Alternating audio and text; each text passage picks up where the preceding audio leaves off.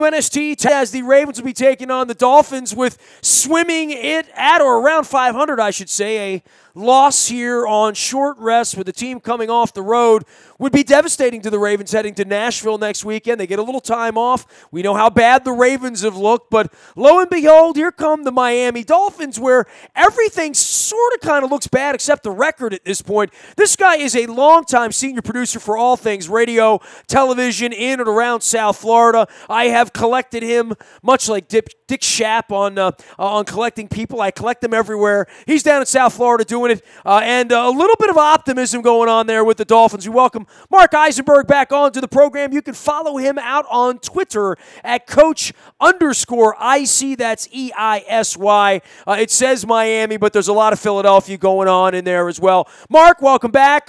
How's life down there in the sun for the Philly expat? It's good to be back. Thanks for having me again. And listen, life in South Florida is not so bad. It's 78 degrees and there's a couple clouds in the sky. Well, it could be 98 like it is first pitch in the World Series, but, the weather here on Thursday night will be tired, right? I mean, that's what you get for Thursday night football every single week. The Ravens have just been decimated by injuries, bad play. They've looked awful. And lo and behold, here come the Dolphins that have had a pretty fortunate little run here the last couple of weeks. I mean, I literally was getting up to go into the locker room after another beatdown in Minnesota on Sunday, Mark, and I thought for sure the Jets had beaten the Dolphins, and lo and behold, the Dolphins rallied, and here they come, really kind of in the midst of whatever pennant race you call it in football. It's a game of winning, and they're winning games right now, right? It really is, and it's weird. It's one of the weirdest 4-2 teams I've ever seen. I mean, you have an offensive line that can't block, they can't pass protect. You have injuries, and now, you obviously lose Ryan Tannehill at the start of the season. You go sign Jay Cutler to some ridiculous contract that nobody down here is a fan of. Cutler goes out, and it was only a matter of time until he got hurt in the game against the Jets with cracked ribs. He's done for 2 to 6 weeks. And now the team goes to Matt Moore, who everybody, of course, their favorite player on the quarterback. So they go to Matt Moore, and look, Matt did a nice job, and he's a career backup. That's what he is. But he did his job against the Jets on Sunday, came back and won the game. The thing is, okay, who are we going to go out and get as Matt's backup? David Fales. He was being looked at. He was in camp with the Dolphins. He was with Adam Gase in Chicago back in 2015. But, who knows who David Fales is? So there's a lot of weird stuff going on. Same thing in Baltimore. A lot of injuries, a lot of weird stuff going on. It's just one of the weirdest 4-2 teams I've ever seen. What's wrong with Matt Moore? I had Billick on earlier this week and some other people, and, the whole notion that they might be better off on Thursday night with him than Jay Cutler. I haven't seen enough of Matt Moore but I always sort of thought of him in that sort of Alex Smith vein of a guy who could manage a game for you if the defense could get after it. And, weeks when Jay Ajayi is running for 180 yards, Matt Moore's not a bad quarterback to have, right? Well, no, I wouldn't be a bad quarterback either if Jay Ajayi was running for 180 yards, but Jay Ajayi's not doing that. He's running for 50 yards because the offensive line can't block. And, that's one of the things that the Dolphins are going to have to do against the Ravens. They're going to need help from Damian Williams. They're going to need help from Kenyon Drake. Ajayi can't do it all himself. But, to go back to Matt Moore for a second, he's a backup. He can do the job coming off the bench and, filling in like he did against the Jets. He comes back 2 touchdowns down. He wins the game for you. But if you give a team time to prepare for Matt Moore, you go back to last year against Pittsburgh when they got into the game, and Pittsburgh has time.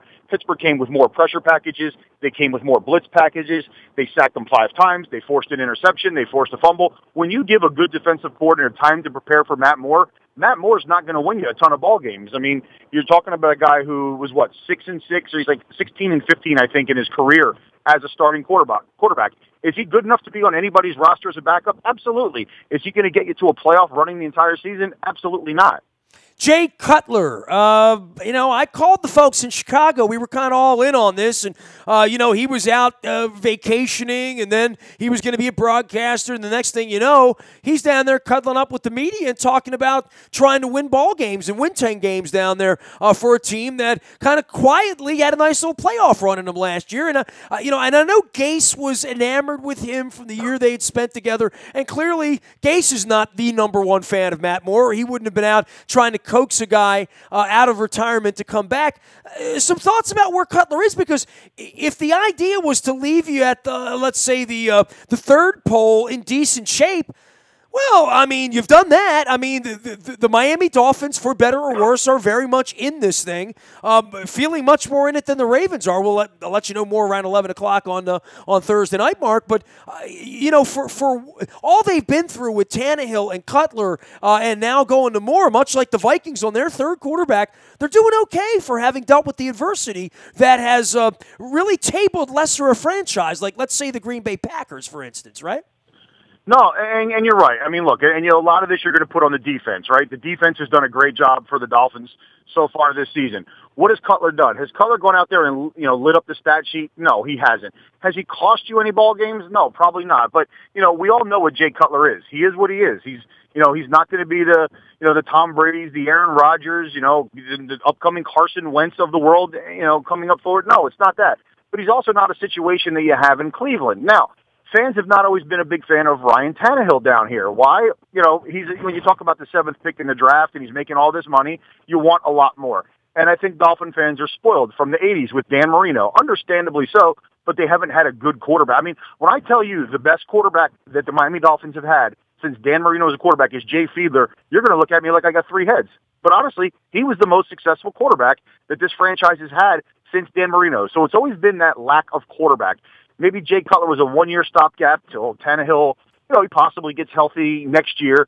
But, for the most part, fans, not a big fan of Jay Cutler down here, but they love it. They've loved Matt Moore since he got here. Here's Mark Eisenberg. He's been producing radio. How long you been doing radio, dude? Like, I know you do a whole bunch of different stuff down in South Florida. You got a lot of Philadelphia in you. But, man, you've made this thing work here for a number of years, haven't you? Yeah, I fooled a lot of people for a long time.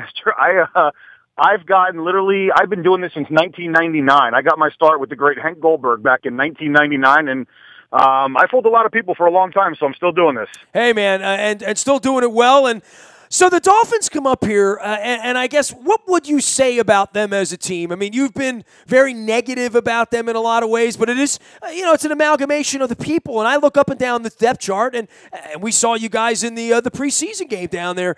So I know I had some folks on talking about Bushrod, who we're familiar with here from Towson and local, Laramie Tunzel with the weed mask that sort of led us to Ronnie Stanley on a strange draft night. So I think their paths will always be sort of intersected. And I think the other thing is the wide receivers that the Dolphins have used these draft picks. They've used some money, and you're expecting more out of that. I know what I'm getting out of Wake and Sue. I'm getting sort of kind of world-class football players, right?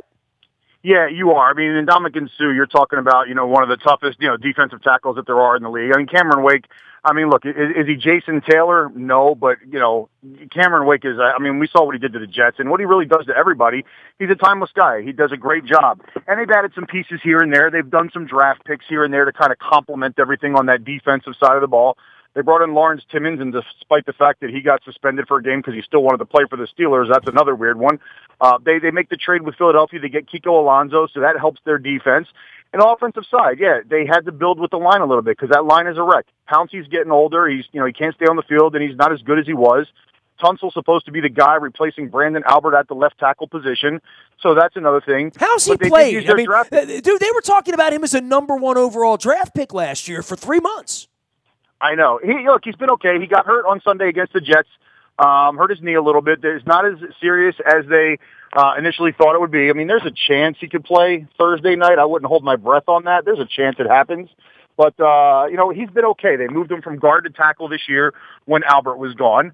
But, they spent the draft picks on Jarvis Landry as a top pick. They took Devontae Parker, who, when he can stay on the field, he's as good as there is. I mean, that kid does nothing but make plays. They brought back Kenny Stills on another contract. He had a couple scores the other day against the Jets. He's done a nice job. They bring in Julius Thomas, who he's far from what he was in Denver. I was going to say, the mighty have fallen there. I mean, he was supposed to be Tannehill's sort of go-to guy, right? I mean, they wanted to get him the ball 70, 80 times, right? They did, and he's been a big letdown. I mean, Anthony Fasano. Anthony Fasano had more snaps on Sunday than Julius Thomas did.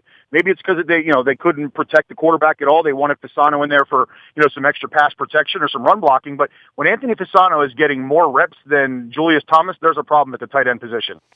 He is Mark Eisenberg. He's been doing it down in South Florida as a longtime radio producer. Lots of insights. You can follow him at Coach_Eisy. That's EISY down in South Florida.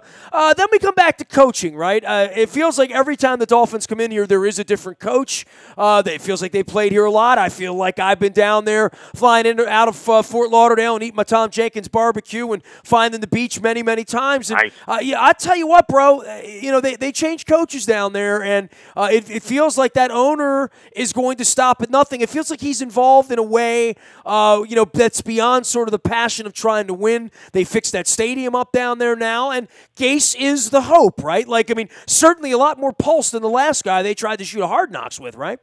Oh, that guy was bad. Joe Philbin, stop with him. Yeah, Gase is supposed to be the guy. I couldn't even think of his name. That's how forgettable he was, right? Who would even remember Joe Philbin's name? I'm going to tell you how I remembered. I'm actually in the parking lot picking up my son from football practice, and there's a kid on his knee named Joe, and I just happened to look at Joe come out of the locker room, and that's how it came to my mind. Otherwise, no idea who you're talking about. There you go, right. But Gase was supposed to be the guy. He was endorsed by guys like Manning. He was endorsed by Dan Marino. When you get endorsements from those two guys, it looks pretty good. And he's supposed to be the guy, offensive-minded. This team always lived on defense, but they struggled on offense. So now they got to start clicking on all cylinders offense. They found a running game with Jay Ajayi last year. Hasn't come to fruition this year. They got Landry. They got Stills. They got Parker. They bring in Julius Thomas, hoping that helps. They're thinking the offensive line is going to be much better. It hasn't been. So all the pieces on paper look like it was good and it was going in the right place. Problem is, we don't play games on paper. We play them on a big piece of grass or turf, and it's not working out. However, I say that, they're still 4-2, and they're tied for first place in the AFC East. And they lost their bye, right? With the weather, you said it's lovely living down there and leaving Philadelphia and all that stuff till the weather comes. They're going to have that game with the Buccaneers in the middle of the season, so that thing isn't coming. There's no rest going on here, but certainly have put themselves in a position, and it felt at least for a week or two like the Patriots were vulnerable, right? Especially defensively. You guys have been living with that, much as the Jets and the Buffalo Bills have had to live with the fact that you wake up 365 days of the year playing for second place.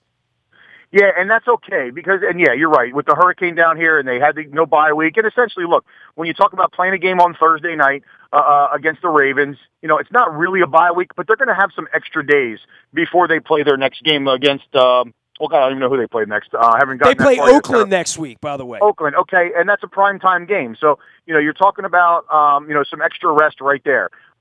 Is it going to help? I don't know. Maybe it will. So, yeah, that's kind of tough because the bodies need time. We know how it is in the NFL, 17 weeks. You needed some time in the middle of the season to recoup and unwind and do the family time and all that stuff. They don't have that luxury. They had that luxury in week one, which, honestly, it wasn't really a luxury because we had some good damage down here, and I'm sure the guys were running around helping their families out, helping other people out, and doing everything like that. So, yeah, to really, honestly, be where they are in a league, let's face it, this league is slop right now. You have a couple teams who are pretty good, a bunch of mediocre teams, and some terrible teams. It's a far cry from having some really elite teams.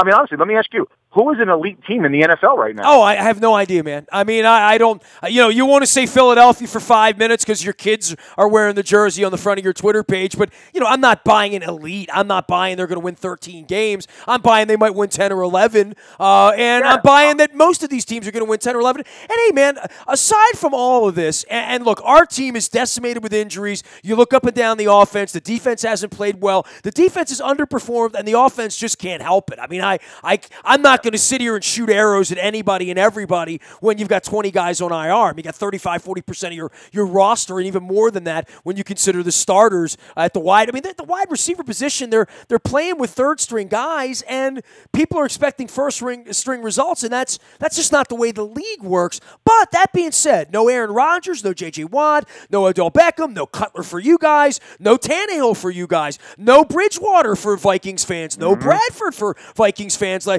Everywhere I go, every week, we're talking about injuries, quarterbacks, depth on rosters, and we're all talking about the same thing, which is, boy, the team's it kind of looks like that electromagnet, where they're just kind of all running around and you didn't know what the hell was going on. There's nothing exciting happening in the league right now, and this on top of the knee, on top of all the other political stuff that's happening right now, it really has created a time where you see the schedule come out and you're like, Can I just get two good teams to play each other, or are there two good teams left to play each other? Is everybody just going to be 4-3 or 3-4? And that's what you thought. And then you thought when you had the Sunday night game a couple days ago, you're looking at the Falcons playing the Patriots, a rematch of the Super Bowl, and the Falcons picked up right where they left off in the Super Bowl. I mean, they couldn't stop anybody, couldn't get out of their own way, and they couldn't stop the Patriots. I mean, it was insane. I looked at the slate this past week. It was garbage. I mean, it was absolute trash. And then you talk about these Thursday night games. I guess the good thing for Miami is that road teams in these Thursday night games are 5-2. And the only two losses came to a really bad Chicago team at Green Bay when Aaron Rodgers was healthy, and then, Carr's miraculous performance last week against the Chiefs. Other than that, the road teams have been pretty successful going away on Thursday nights. Well, it is hard to do, and I know historically they haven't been. I know this year the tables have turned. I mean, if there's ever an opportunity, first off, the Ravens could be wearing those ugly all-purple things. I love it. I don't know if it's ugly or not. I mean, beauty's in the eye of the beholder, but I'm a traditionalist and a get-off-my lawn guy now at 49, Mark. I've aged a little bit in this case, but there's really not much to recommend the Ravens right now. For the folks that are going to the game, some beers, some beverages. And look, I don't want to portray us as the Cleveland Browns or, the pain that the San Francisco 49ers are feeling or whatever. But right now, this version of the Ravens is beatable by anywhere by any team at any time, I would say, based on how they're playing. I mean, you do begin to wonder if they're going to play the way they have the last couple of weeks, Oakland notwithstanding, they're going to be hard-pressed to win a handful more games. Yeah, and it's like I'm a Joe Flacco fan. I mean, as I guess as a fellow Blue Hen, I always root for Joe Flacco. But he had his run, and what's around him right now is just not good. I guess the one promising thing, if you're looking at it from the Ravens lens, is I think Terrell Suggs eats a lot on Thursday night with nothing coming out of the Miami Dolphins offensive line. I think Suggs is going to have a field day, and it's really going to have to be the defense that really keeps them in this game. And look, maybe somebody breaks one, who knows, here and there. I don't know what's going to happen. I mean, I think the Dolphins have enough firepower, even with Matt Moore at quarterback, to win this football game. But it's going to really, I think it's really going to fall on that defense for the Ravens. Well, the Dolphins are going to try to run the football, right? I mean, the game here is going to be smash mouth, shorten the game, run the ball, have them try to tackle Ajayi. And it's a three-headed monster there as well. I mean, we think of Ajayi because he's been the guy, but it will be multiple and especially on short rest on Thursday night. The Fish are going to run the ball, and that has been a problem for the Ravens the last couple of weeks. And we discussed that here all week as well. They have not stopped the run well, which has really led to a lot of other problems. Well, it has to be. I mean, and they're going to have to use Damian Williams. They're going to have to use Kenyon Drake. And the offensive line, let's face it, they're going to have to play better for the Miami Dolphins to win this football game. They got to keep Matt Moore upright. I mean, look, we talked about it. Matt Moore can do some nice things. But if Matt Moore goes down, we're talking about David Fales and Brandon Doughty. I mean, like, are you seriously? How do you spell that? Is what it's come down to. However you want to at this point. It's like a kaleidoscope right now. I don't know. But that's what it's going to come down to. So, yeah, I do think you're right. I think they're going to have to run the football. You're going to see more pass. I don't think Gase is really going to change a whole lot, except maybe go more run game. But you're right. They got to give Ajayi can't go 23 carries for 56 yards. That's not a recipe for success. They got to mix it up with the other guys. But you have guys like Landry and Devontae Parker and Kenny Stills who can stretch the field, who can go over the middle, who can make plays. So they really got to set up Matt Moore to be. And I think they're going to dummy it down a little bit. They really have to set him up to be in the most successful position as possible. Marlins ever going to get it settled down there, bro? I mean, I was down there for the All-Star game. You talk about somnambulant. I think we caught up at that point, and that stadium's in the wrong place. Everything about it's wrong, and now here comes Derek Jeter to save the day, right? Derek Jeter, number 2, the captain for 4 championships. Yeah, he's here, and look. Offensively, they had some good players here. I don't think they can keep Stanton. I don't think they can keep Yelich. I don't think they can keep Ozuna. I don't think they can keep all 3 of them. It's just too big of a contract there. Now, he's going to tear this thing down and build it back up again. Biggest problem was... It wasn't already torn down. Well, it's been torn down like 9 times already. I'm just saying. It's a little cheap shot, But you're right. And look, it was a big blow last year with the unfortunate death of Jose Fernandez. You're talking about one of the best pitchers in baseball. So they go back to, scratch one with their pitching staff, which the pitching staff was just not good at all, from the starters to the bullpen. They had some offense. You got Dee Gordon's a nice leadoff hitter. They found something in Justin Bohr at first base. You have that outfield that they had. They had a pretty good offense right there. Rio Milto behind the plate's a nice, solid catcher. But, the problem is pitching, and it always comes down to pitching no matter where you go. And at Chow this week for World Series 2017, I've drifted you right into baseball for some predictions. Couple things first on the World Series, right? This is weird because it's two National League teams. I mean, for any of the old farts like you and me, I mean, we're still not getting used to the Brewers being in the National League. But all that being said, these have been two really good teams. They're great stories. They're good organizations. They have interesting fan bases that have been starving in different ways.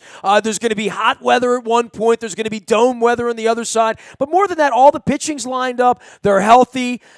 This is a nice World Series if you like baseball, right? It is. I mean, I think America really wanted to see the Yankees and the Dodgers just because of the whole New York-LA thing going back. But, yeah, I mean, take nothing away from Houston. I mean, look, there's always a story somewhere. And you talk about Houston with the hurricane, the damage to them, so they're playing for their city, Houston strong, and so on and so forth. They got some really nice players. Look, Altuve leads that team with Correa. That's a good combination up the middle as you're going to find.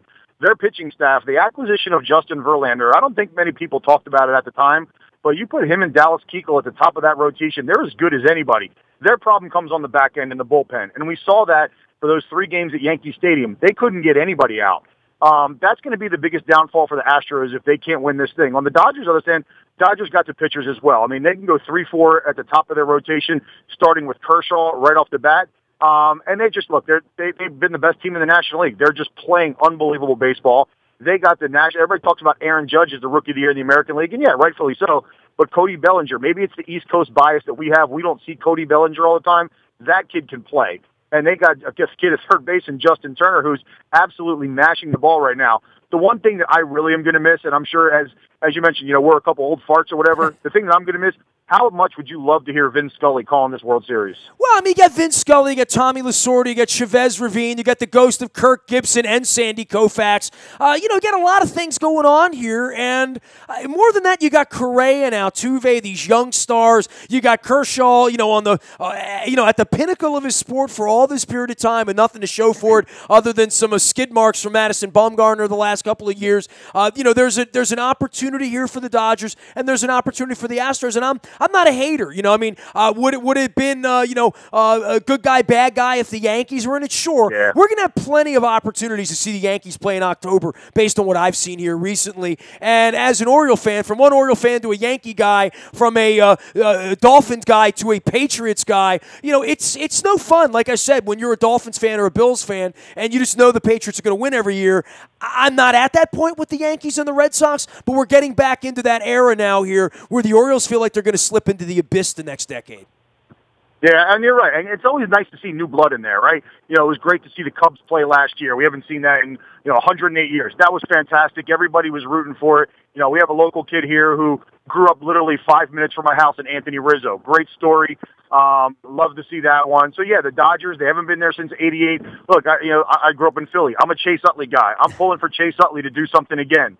But the Astros are a great story. To me, you're right. They're still a National League team. I mean, hell, they were there in 2005 against the White Sox as a National League team. First team to ever do it.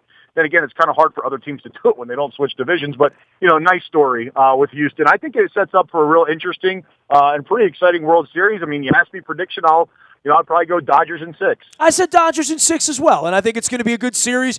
We will buckle up, we will watch, and we will be together on Thursday night watching as the Dolphins take on the Ravens. He is Mark Eisenberg. You can follow his journey out on Twitter at Coach_IC. That's EISY. Longtime South Florida radio executive producer and a longtime friend of ours. And, any kick in the nuts you want me to give the Phillies other than, you guys want Buck Showalter or something like that? Because I know you want to get a little Philly staying in here, right? But why do you have to kick anybody in the nuts? That's not nice. No, the Philadelphia thing. You're from Philadelphia. Isn't that tradition? But everything's going great right now. I mean, the Eagles are in first place. They're the best. We got this kid Reese Hoskins with the Phillies right now. They're going to get a pitching staff, and they're going to spend all the money. We trusted the process with Sam Hinkie and the Sixers. The Flyers are doing great. The Flyers beat the Capitals 8-1 on my birthday, so there's my kick in the nuts. How about that? You feel better now? On my birthday, the Flyers beat the Panthers, so it looks like the Flyers are beating everybody on our birthdays. Oh, man, Flyers trash talk is up. It must be October. That's all I can say. Yeah. Oh, it's October, baby. Come June, my phone that goes right to voicemail. Yeah, well, the Phillies will rise again. I'm just not sure when it is, and I do know the last couple of weeks it's been interesting around here, the Buck Showalter to the Phillies rumors, which I'm sure Mr. Angelos would completely quash if he had the internet in his room. So, hey, great to have you on, Mark, and we'll continue to follow this football thing, and we'll try to get together again later on in the year, man. It's great having you on. Sounds good, Nestor. All the love, bro. Mark Eisenberg joining us live from South Florida. Don't let him fool you. He's got a lot of Philadelphia going on, including his 3 good-looking kids on the front of his Twitter bearing various Philadelphia Eagles. Fly, Eagles, fly. By the way, the Vikings fight song and what goes on in their stadium might be the best thing in the league I've seen, and I haven't been to a lot of Vikings games. I've been to like 3 Vikings games in my life. We don't play there much. That was a hell of an experience to go to a Minnesota Vikings game in that stadium on Sunday. So I want to give them plus marks for the horn, for the skull, the skull chant thing they do there, and the Goldilocks, and they won. So, but a good game day experience in Minnesota. That's all, and people there are nice. It's like a Minnesota nice. It's a thing they have there. Unlike Philadelphia, where they kick you in the nuts. It's what they do in Philadelphia. I've been to Philadelphia. Too many times in Philadelphia. Bringing Philadelphia guys on my show. I should know better. Nasty at WNST.net finds me. Facebook, Twitter, LinkedIn, Snapchat, Instagram, streaming live on our Facebook as well as our YouTube WNSTV channel. And don't forget, the morning newspaper ships to your email inbox at 7 a.m. each and every morning. It's all brought to you by Planet Fitness and PlanetFitness.com, where it's still $10 a month to get in the best shape of your life. I'm Nestor. We are WNST.net, AM 1570, and WNST Towson, Baltimore. And we never stop talking Baltimore sports.